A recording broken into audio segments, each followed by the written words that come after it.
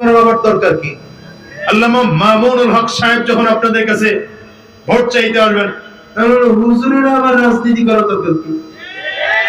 এই জন্য আমি আফসোস করে বলি যে এই দেশে মুসলমানের সংখ্যা 92%, কিন্তু ইসলামী রাষ্ট্র কায়েম হয় না কেন?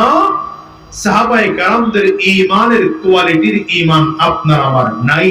এই কারণে ইন্দোনেশিয়ার দিকে তাকান, ইন্দোনেশিয়া মাত্র 65%,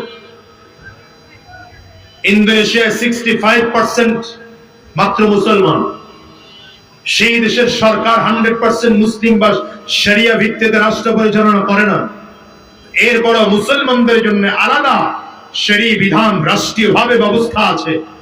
আমার বাংলাদেশে মুসলমানদের জন্য রাষ্ট্রীয় বিধান মুসলমানদের জন্য আলাদা করে নেই। 92% মুসলমান হয়ে লাভ হলো কি?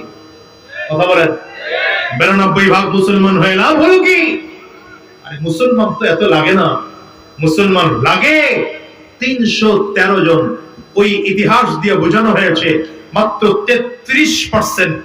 হাজারো কাফির, মুসলমান 313 জন, অর্থাৎ 33% মুসলমান যদি পাক্কা সাচ্চা ইমানদার কোন এলাকায় থাকে, সেই এলাকা মুসলমানদের কবজায় আসতে বাধ্য, বেঈমান সেই জমিন ছেড়ে পালাতে বাধ্য। কিন্তু আমরা পারি না কেন? নবীজি বলেছেন লা ইয়াবকা মিনাল কুরআনি ইল্লা ইসমু ওয়ালা ইয়াবকা মিনাল ইসলামি ইল্লা ইসমু ওয়ালা ইয়াবকা মিনাল কুরআনি ইল্লা রাসমু। নবীজি বলেন এমন একটা যুগ আসবে যেই যুগের মানুষ মুসলমান নামে থাকবে, কাজে থাকবে না। মুসলমান নামে থাকবে, কাজে থাকবে না। কোরআনের কথা থাকবে, কোরআনের বিধান দিয়ে দেশ পরিচালনা হবে না। কি কথা কন? ঠিক কিনা বলেন? এই যুগ তো মনে হচ্ছে আমাদের দেশে চলে আসছে। বদরের ইতিহাস জানেন? মুসলমানরা গিয়ে এমন জায়গায় অবস্থান করেছে যেটা যুদ্ধের জন্য অনুপযোগী জায়গা, নিচু জমিন, বালুময় জমিন। যে বালুর মধ্যে পাড়া দিলে রোদের কারণে বালু শুকিয়ে আছে, ধুলায় পা ডেবে যায়, সামনে আগানো যায় না। বেঈমানরা আগের থেকে সুবিধাজনক জায়গা অবস্থান করেছে, উঁচু জমিন, আবার শক্ত জমিন। নবীজি সাহাবায়ে কেরামদের দিকে তাকিয়ে দেখলেন সাহাবায়ে কেরাম সংখ্যায় মাত্র 313 জন, কাফিররা সংখ্যা হাজারের উপরে। নবীজি সাহাবায়ে কেরামদেরকে ডেকে বললেন তোমাদের কাছে অস্ত্র কয়টা আছে? হুজুর মাত্র 8টা তরবারি আছে। কয়টা বলেন? কয়টা? এটা কোন যুদ্ধ? যেই যুদ্ধে ইসলাম থাকবে কি থাকবে না সেই প্রশ্ন। এই যুদ্ধে হেরে গেলে গোটা জমিন থেকে ইসলাম নিঃশেষ হয়ে যাবে। সেই যুদ্ধে তরবারি মাত্র 8টা, ঘোড়া মাত্র 2টা, উট মাত্র 70টা। রাহমাতুল লিল আলামিন সাহাবায়ে কেরামদেরকে বললেন আমার জন্য ছোট্ট একটা ঝুপড়ি ঘাট তৈরি করে দাও, আমি আল্লাহর সাথে কথা বলবো। আর একটু জোরে বলা যায় না? আওয়াজ করে আরো জোরে বলা যায় না? রাহমাতুল লিল আলামিন সাহাবায়ে কেরাম ঘুমিয়ে পড়েছে। আবার নবী তাঁবুর মধ্যে ঢুকে নামাজ শেষ করে জায়নামাজে বসে হাত তুলেছেন। বুখারীর বর্ণনা, নবীজি কান্না করতেছেন, আল্লাহুম্মা ইন শি'তা আল্লান তু'বাদ, আল্লাহুম্মা ইন শি'তা আল্লান তু'বাদ। আয় আল্লাহ, তুমি যদি চাও গোটা জমিন থেকে তোমার ইবাদত করনে ওয়ালা মানুষগুলো বিদায় হয়ে যাবে। তুমি যদি চাও আজকে থেকে আর কেউ তোমার জমিনের মধ্যে ইবাদত করবে না। তুমি যদি চাও এই জমিনের মধ্যে আর কেউ তোমার গোলামি করবে না, তাহলে যেমন করে হোক এই কাফিরদের বিজয় দিয়ে দাও, মুসলমানদেরকে পরাজয় করিয়ে দাও।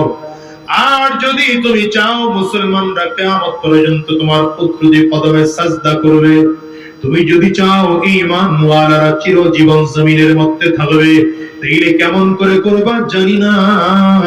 আল্লাহ মুসলমানদেরকে বিজয় দিয়ে দাও, কাফিরদেরকে পরাজয় করে দাও। রাহমাতুল লিল আলামিনের দোয়া চলতেছে। হাদিসের মধ্যে আসছে নবীজি সিনা বরাবর হাত উঠিয়ে দোয়া শুরু করেছেন, কারণ সিনা বরাবর হাত উঠিয়ে দোয়া করা সুন্নাহ। ধীরে ধীরে হাত নবীজির উঁচু হচ্ছে, দোয়া চলতেছে, ধীরে ধীরে হাত আরো উপরের দিকে উঠছে, দোয়া চলতেছে, হাত ধীরে ধীরে আরো উপরের দিকে উঠতেছে।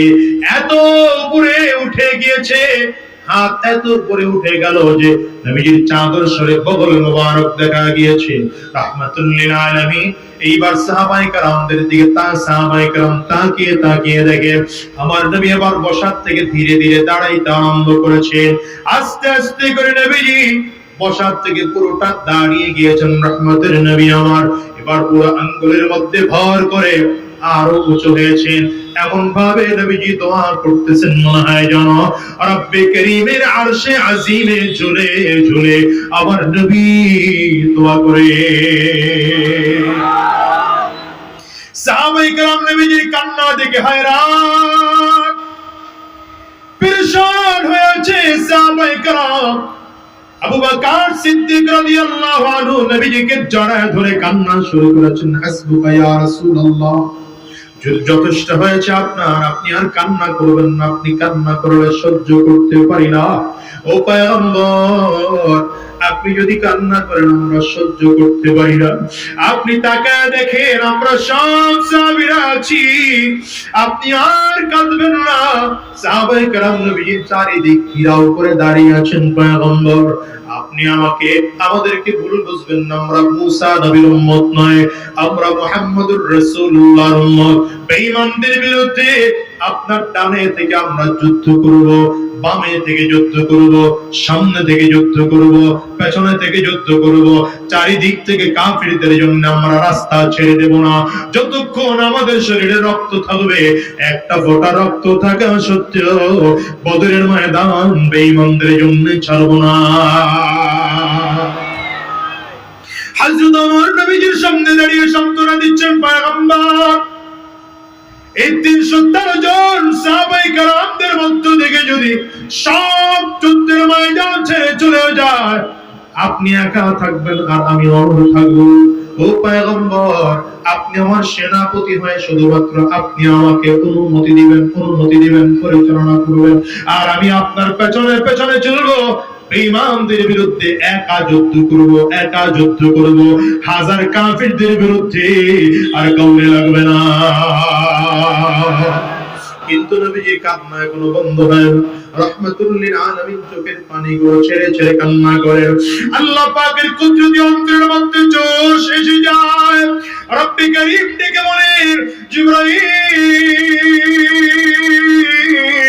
তাড়াতাড়ি করে যাও, বন্ধু যেন চোখের পানিগুলো ফেলে আর কান্না না করে।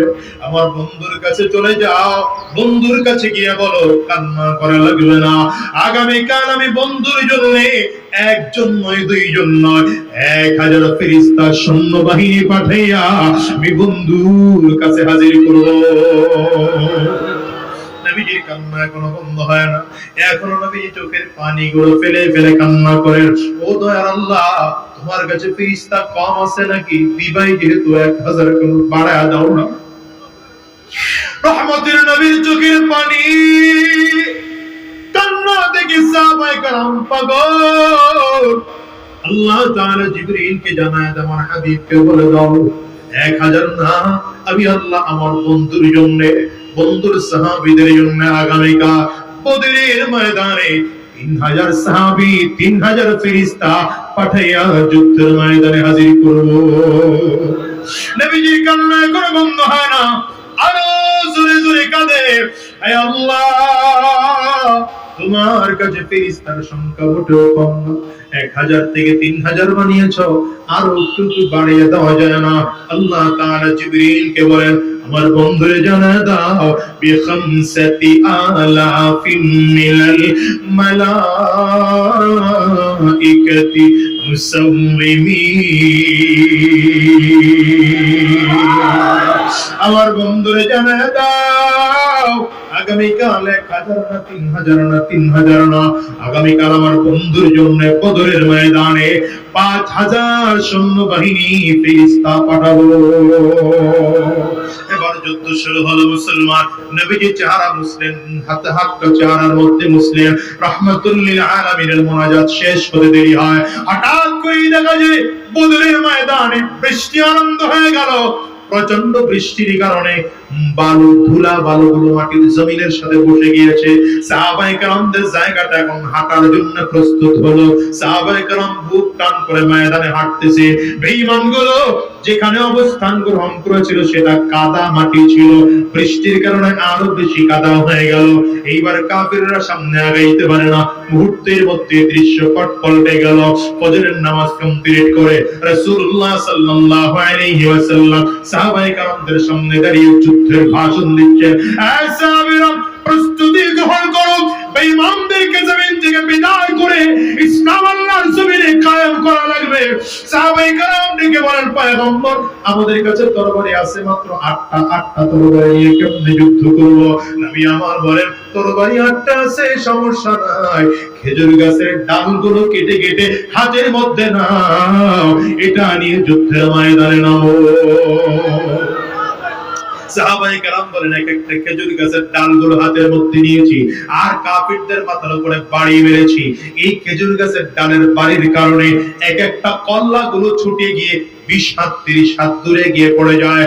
ও মুসলমান, বোঝা গেল অল্প সময়ের মধ্যে দৃশ্যপট পাল্টে গেল।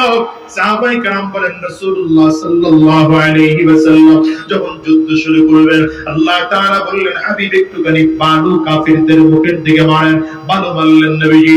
বালু মারতে দেরি হয়, কাফিরদের চোখে চোখে বালিগুলো পৌঁছে গেল। নবীজির চোখগুলো, কাফির মুশরিকরা চোখ মুছতেছে। হঠাৎ করে তাকিয়ে তাকিয়ে দেখে আবু বকর এতক্ষণ দেখেছিলাম একজন, এখন দেখা যায় 2 জন 3 জন। ওমর দেখেছিলাম একজন, এখন দেখা যায় 2 জন 3 জন। আলী দেখেছিলাম একজন, এখন দেখা যায় 2 জন 3 জন। কালো মানিক বিলাল দেখেছিলাম একজন। কাফিররা তাকিয়ে তাকিয়ে দেখে 2 জন 3 জন করে দেখা যায়। আল্লাহ বলেন, ইয়ারাও মিসলাইহিম, ডবল ডবল করে দিলাম।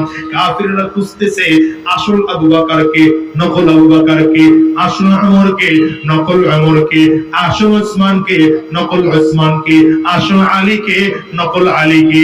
কাফির মুশরিকরা আসল আর নকলের পার্থক্য করতে করতে যুদ্ধ শেষ হয়ে গেল। মুসলমানরা শহীদ হলেন মাত্র 5 জন, কিন্তু বেঈমানগুলো, জালেমগুলো, মুশরিকগুলো জমিন ছেড়ে এমন ভাবে পালিয়েছে নিজের সামানাটুকু নিতে পারে না। এই কথা কও, ঠিক কিনা বলো? আল্লাহ তাআলা ডাকতে, হাবিব কেমন হলো খেলাটা? সুবহানাল্লাহ, জোরে যেমন করে এখন খেলার জন্য ডাক দেয় না একজন, এই দিক দিয়ে কয়েকজন খেলা হবে, পদ্মার ওই পার দিয়ে আরেকজন বলছে খেলা হবে। আমরা বলি বেটা তখন তো শুধু পুলিশ ছিল, আর্মি ছিল, র্যাব ছিল, বিডিআর ছিল, কোবরা ছিল, বাঘ ছিল, সীতা ছিল, পাতিস্টিগাল ছিল, হনুমান ছিল, সব নিয়ে রাস্তার মধ্যে নেমেছ। আর আমরা গুটি কয়েক মুসলমান, 12 বছরের পোলাপান স্কুল বন্ধ করে নামছে, 15 বছরের পোলাপান নামছে, 18 বছরের পোলাপান নেমেছে, 20-22 বছরের পোলাপান রাস্তায় নেমেছে। এগর তাপটে হেলিকপ্টার দিয়ে গুলি করে উঠতে পারবে। আল্লাহ এখন আইও কথা বলেন। আমরা এখন তৈয়ার আছি। তখন সাথেও পুলিশ নেই, আমাদের সাথেও পুলিশ নেই, তখন সাথে আর্মি নেই, আমাদের সাথে আর্মি নেই, তখন সাথে বিডিআর নেই, আমাদের সাথে বিডিআর নেই। জালেম যদি বলো আর এখন ময়দানে কত কাটা করে বিদায় করব।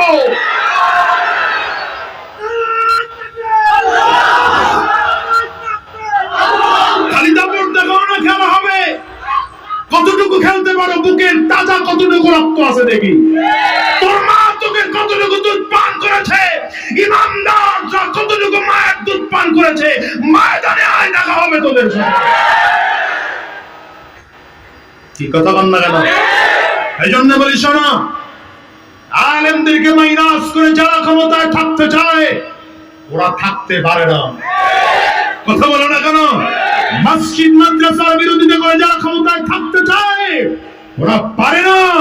যারা ভবিষ্যতে ক্ষমতায় আসবেন, আসার স্বপ্ন দেখছেন, খালি ফেস্টুন টানায় টানায় নেতাগিরির কি বলে প্রকাশ করতেছেন, আপনারাও ক্ষমতায় যাওয়ার সময় সাবধান, আলেমদেরকে মাইনাস করে ক্ষমতায় যাওয়ার স্বপ্ন দেখবেন না। মাদ্রাসা মসজিদ ইসলাম ও কোরআনের বিরোধিতা করে ক্ষমতায় যাওয়ার স্বপ্ন দেখবেন না। তাইলে 5 আগস্টের মতো আপনাদেরকে বঙ্গোপসাগরে নিক্ষেপ করা হবে, অস্তিত্ব খুঁজে পাবেন না। বেশি করা কথা বয়া ফেলাইলাম না। রাগ উঠতেছে কার কার, হাত তুলেন।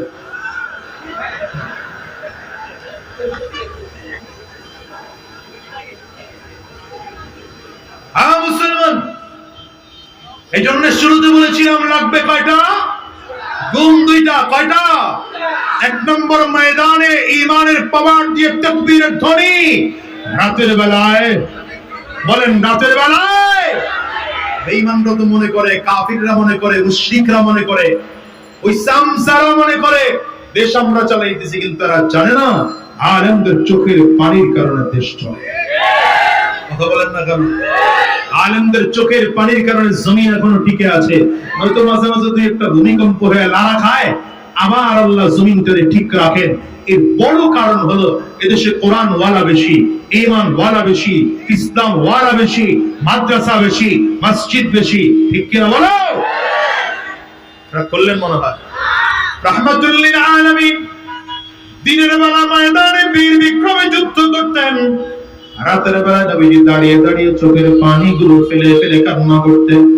উম্মে আয়েশা সিদ্দিকা রাদিয়াল্লাহু আনহা বলেন, রাহমাতুল লিল আলামিন মাঝে মাঝে নামাজের মধ্যে দাঁড়িয়ে দাঁড়িয়ে এত বেশি কান্না করতেন, নবীজি দেখে আমরা হয়রান হয়ে যেতাম, পরেশান হয়ে রাহমাতুল লিল আলামিনকে জিজ্ঞাসা করতাম, নবী আমার এত কেন চোখের পানিগুলো ফেলে ফেলে ফেলে ফেলে কান্না করেন? নবী আমার ডেকে বলেন, আয়েশা কেন কান্না করি তুমি কি জানো? আম্মা জান আয়েশা বলেন, পয়গম্বর গফরাল্লাহু লাকা মা তাকদ্দামা মিন যামবিকা ওয়া মা তাআখার, আপনার আগের গুনাহ মাফ, পরের গুনাহ আল্লাহ তাআলা মাফ করে দিয়েছেন। আপনার জিন্দেগিতে কোনো গুনাহ নাই, তারপরও কেন আপনি চোখের পানিগুলো ফেলে কান্না করেন? নবী আমার ডেকে বলেন, আয়েশা রে, আমি কি শুকরগুজার বান্দা হব না? একটা রাতের ঘটনা বলি মুসলমান, রাহমাতুল লিল আলামিন আম্মা জান আয়েশা সিদ্দিকার সাথে ঘুমিয়ে আছে। আম্মা জান আয়েশা সিদ্দিকা বলেন, হঠাৎ করে মাঝরাতে আমার ঘুম ভেঙে গেল, হাত বিছানার দিকে দিয়ে দেখলাম রাহমাতুল লিল আলামিন বিছানায় নেই।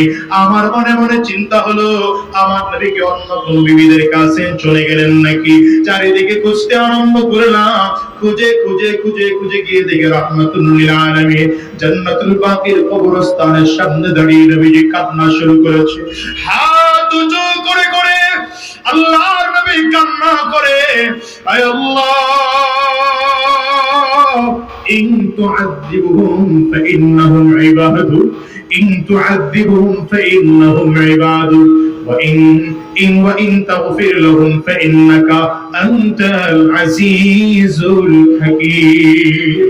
আয় আল্লাহ, তুমি যদি তোমার বান্দাদেরকে তুমি আযাব দাও, তাইলে দিতে পারো, বান্দারা তোমার গোলাম, এজন্য বান্দা তোমার আযাব সহ্য করতে প্রস্তুত। কিন্তু আল্লাহ, তুমি না অত্যন্ত মহাপরিক্রমশালী, তুমি না বড় দয়াবান, তুমি না অত্যন্ত মায়াবী। আল্লাহ, তুমি যদি চাও বান্দাকে চাইলে ক্ষমা করে দিতে পারো, মাফ করে দিতে পারো। এই যুবক, আমিও তোমাদেরকে বলে যাই, দুইটা গুণ অর্জন করার জন্য এই যুগে ফিকির লাগাও। এখন সময় আসছে ইসলামের বাতাস জমিনে বহানোর জন্য। ঠিক করে বলো। আমি তো আমার চোখ দিয়ে দেখতে পাই, ইসলাম বাংলাদেশের আকাশে ইসলামের পতাকা উত্তোলন করার সময় এসেছে। বাংলার আকাশে বাতাসে কোরআনের আওয়াজ ভাসতেছে। শিক্ষিরা জোরে বলো। এই সময় দিনের বেলায় ময়দানে বীরের মতো করে থাকো, রাতের বেলায় চোখের পানি গুলো ফেলে ফেলে আল্লাহর কাছে কান্না করো।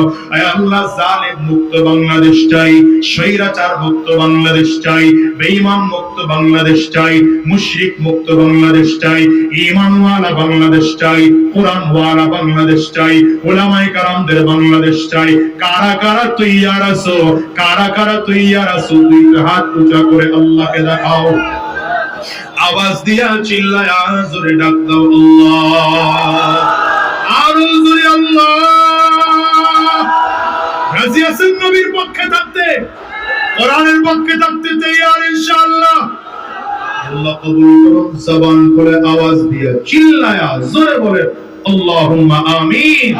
আমার ভাইরা, লম্বা সময় নেওয়ার মতো সুযোগ আমার হাতে নেই, কারণ যোহরের পরে বয়ান করছি সেই করিমগঞ্জ থানা, কিশোরগঞ্জ জেলা। বড় কষ্ট করে আসছি, খাওয়া দাওয়ার সময় পাইনি, এখন আবার শেষ করে 2500 যেতে হবে। মাঝখানে শুধু 2 ওয়াক্ত নামাজ পড়ার টাইম পাইছি, তো লম্বা সময় না নিয়া এই যে মাশাআল্লাহ আজকের মাহফিলের প্রধান অতিথি হযরতুল আল্লামা হাফিজুর রহমান সিদ্দিক কুয়াকাটা হুজুর আপনাদের উদ্দেশ্যে রওনা দিয়েছেন। খুব অল্প সময় চলে আসবেন ইনশাআল্লাহ। আলহামদুলিল্লাহ বলেন। তবে আপনাদের কাছে আমার কথা, এই মাদ্রাসাটা কই? ইমাম সাহেব কোথায়? মাদ্রাসাটা তৈয়ার করেছেন, মাদ্রাসাটা চলবে। এই মাহফিল হয়েছে গত বছর, পেশা হুজুর চরমনায় ছিলেন বোধহয়, না শাহের চরমন? পেশা হুজুর ছিলেন, আমিও উপস্থিত ছিলাম। মুফতি রেজাউল করিম আবরার মুফতি রেজাউল করিম আবরার সাহেব ছিলেন। সুতরাং আজকের দ্বিতীয় মাহফিল, আগামী তো মাহফিল হবে ইনশাআল্লাহ। বসেন। এই মানুষটা খুব চিকন চাকন ছোটখাটো মানুষ, হ্যাঁ, আমি নিজের চোখে দেখছি। সে আমার সাথে ওমরায় গিয়েছিল, এবার গিয়া আমি রুমে খুঁজে পাই না। তার সাথে লোকজন হুজুর এত কাবা গিলাপ ধরে খালি কাঁদে। কেন কাঁদে, কি করেন? মাঝে মাঝে মাদ্রাসার জন্য কাঁদি, এ বান্দাটার জন্য দোয়া করেন, আল্লাহ যেন এই মাদ্রাসাকে কবুল করে নেন। আর আমি মুসাফির হিসাবে আপনাদের কাছে হাত বাড়াইলাম, আপনারা এই মাদ্রাসার জন্য তাই 1 বছরের মধ্যে মাদ্রাসার এক ছাত্রী সে হিফজ শেষ করেছে, আলহামদুলিল্লাহ। ওই দেখি ছাত্রীর বাবা আপনাকে, আপনি, আপনার মেয়ে, মাশাআল্লাহ। নাম কি আপনার? দাঁড়ান একটু দেখুন। আব্দুল মুত্তালিব, দেখছেন নবীর দাদার নামের নাম। মেয়ের নাম কি? তানহা। আল্লাহ কবুল করুন।